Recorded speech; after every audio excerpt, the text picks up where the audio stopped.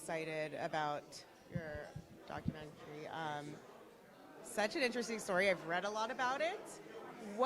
First of all, where did you hear about them at first, and what made you want to do this particular film?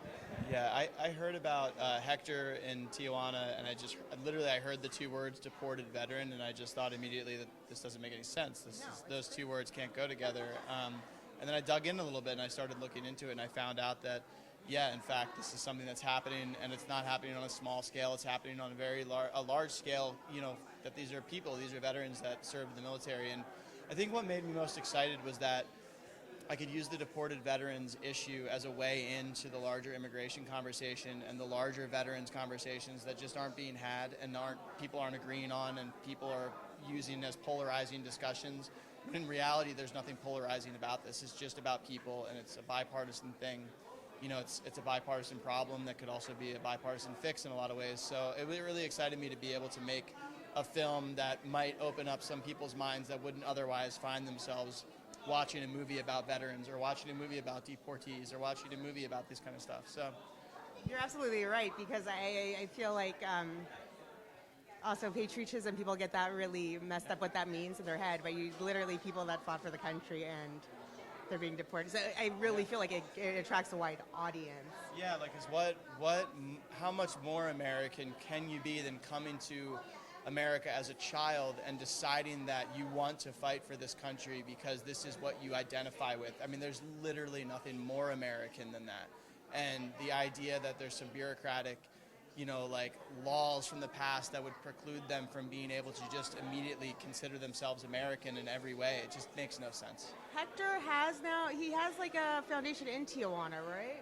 Yeah, so he started that a long time ago as kind of a way to have advocacy and a way to kind of bring veterans together that were deported to help them like stay on their feet and to not, fall through the cracks. And, that advocacy, he's still doing it, and he's still going back there all the time, and he's still making it happen. And it's really exciting to see that maybe something like this can make the conversation a little louder. Maybe this could be a question on one of the debate stages of like, what do we do about the problem of deported veterans? And honestly, like, you ask a Republican candidate or a Democratic candidate, and there really shouldn't be a disagreement about this one.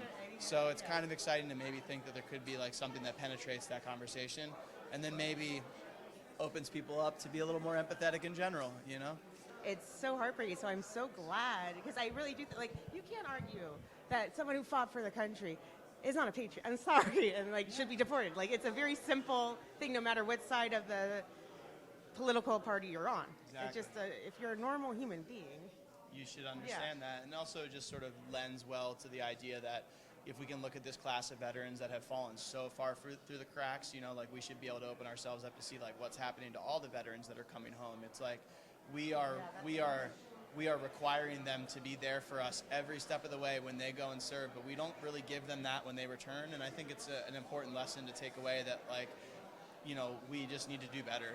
If they're going to take an oath to protect us, we should protect them when they come back. Oh yeah, they get discarded a lot of the time. I mean, it's really awful. So, thank you for making this. Thanks. How can if people want to find out to get more involved, or is there a webpage they could go to, or? Yeah, I mean, we have readyforwar.com, which will be up, and we have greencardvets.org, and we have the deportedveteransupporthouse.net. I mean, so there's all these organizations, but really, honestly, the best thing to do is kind of calling congressional members, because this is the kind of thing that can change at the federal level. It is actually the kind of thing, and so our big goal with the movie is we worked really closely with some senators that are in the film and that are a part of it that are going to be pushing federal bills forward. And so the movie is really just meant to be a boost for a conversation, because it's just so hard to penetrate the news cycle. It's so hard to get things into people's psyche that aren't impeachment, aren't these kinds of things that are just dominant. So the goal with a movie like this is just kind of bring something into people's psyche, into people's conversations, so that people that are doing the real work, like the senators, can actually pass bills, because that's how it gets done, is when people know about it, Otherwise, it just stays too quiet. Yeah. I'm so excited to see this, and I can't believe I've been reading so much about it, the whole story. I feel so bad that I didn't know more about it. Yeah, that's what most people be surprised about it, that with the poor veterans, and it's amazing. It's amazing that not many people know, but it's also amazing that it's happening, and it's happening. It keeps happening. Just 2 weeks ago, we lost a U.S. Marine. He was deported to El Salvador. Yes. I like it's like so. I mean, it just like that makes no sense to me. It's like It's mind blowing. it is. It's mind blowing because you have people that took the oath to defend the country, the Constitution, and after their military service, they get in a little bit of trouble, and fine, you go to prison or you pay, but you can be like any other citizen that go home after you finish your sentence. And in this case, by being born in a different country, after you finish your sentence, now you get another punishment, which is you got to leave the country. It's crazy to me because what's more American than fighting for your country? You can't be more American than that. That's the ultimate sacrifice. I mean, just to take the oath and just go to war for the country. That in itself is what can be more patriotic than that, How did you meet Andrew, first of all? Well, they were already doing research on the film. They were already filming in Tijuana when they happened to come across my story while I was still in detention in Chicago, in Illinois. And they traveled up there, and they contacted me and told me about the project. And I was like, I instantly knew that I had to participate, that if my story could bring changes or make people aware that this was going on, then I was all for it. I'm so grateful that you guys are like telling the stories and making people aware because it has to, like, people do have to contact their representatives because this is insane to me. Yeah, that's what I always say, that the Constitution and the preamble says we the people. So it's not we the Republicans, we the Democrats, we the government. It's we the people.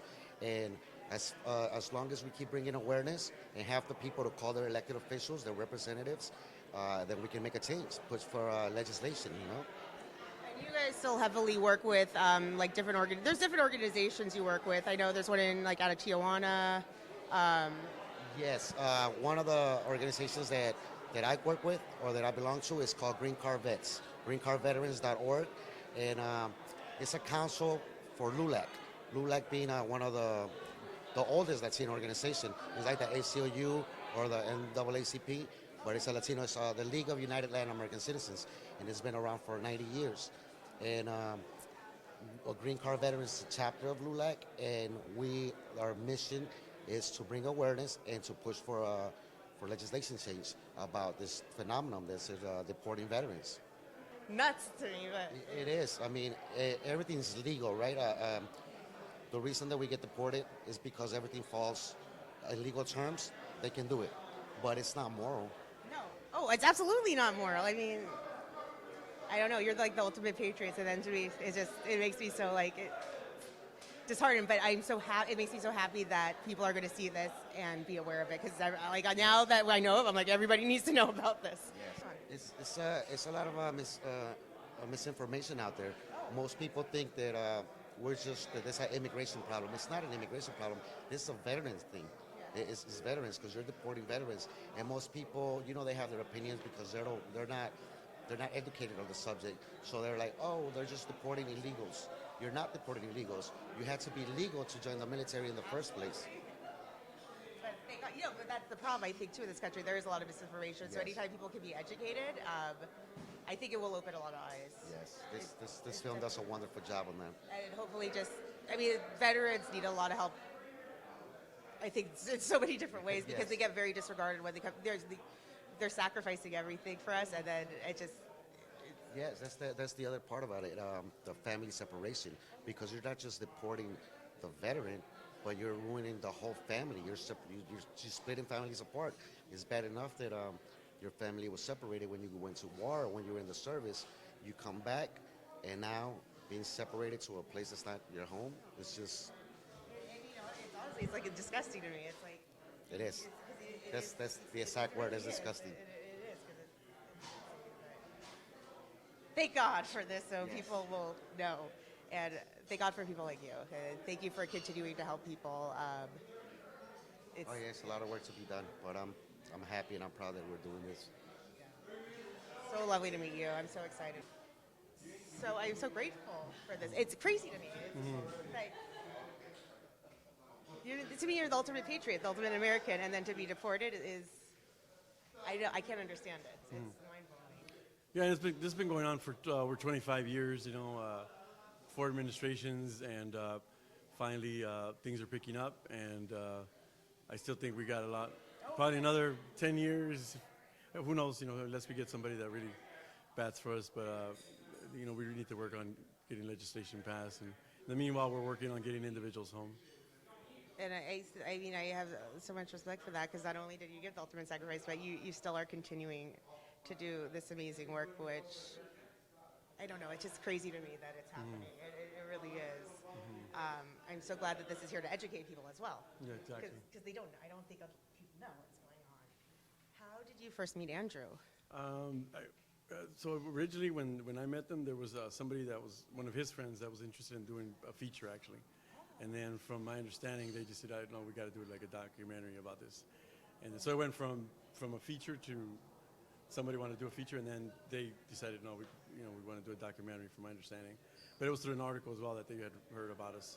And then I've been doing a lot of media and stuff like that for many years, so I'm open to anything. And you have an organization in Tijuana, correct? That's correct. I run the organization Deported Veteran Support House, and started in 2013 and out of my apartment, and now we're a resource center. We just had a congressional visit, senators. We always, we've been doing a lot of good work, and I recently went to D.C. also to testify before Congress. So I think things are moving on. So if somebody wants to get involved and help, what do you think is the best way they can get involved? What they can do is they can go to our website, deportedveteransupporthouse.net. They can contact their congressman. That's the easiest thing they can do. Contact their congressman, senator, politicians to get behind the bills that have been submitted. And then if they want to donate their time, resources, we've had anything from meditation to drawing classes for the guys. So, exactly. Yeah. I just thank you so much for doing this. I'm so glad to be here, and I'm so happy to meet you. Just thank you. And anything we could do to push this forward, definitely, because should not be happening. Not wrong. Yeah, it is the law, but it's not morally right. It's not morally right at all. Yeah. It's insane. It's not morally right. But thank you so much, and it's such an honor to meet you. Thank you. Have you seen the film yet? No, Okay, because good. I'm Yes, so see you this excited. week. I know.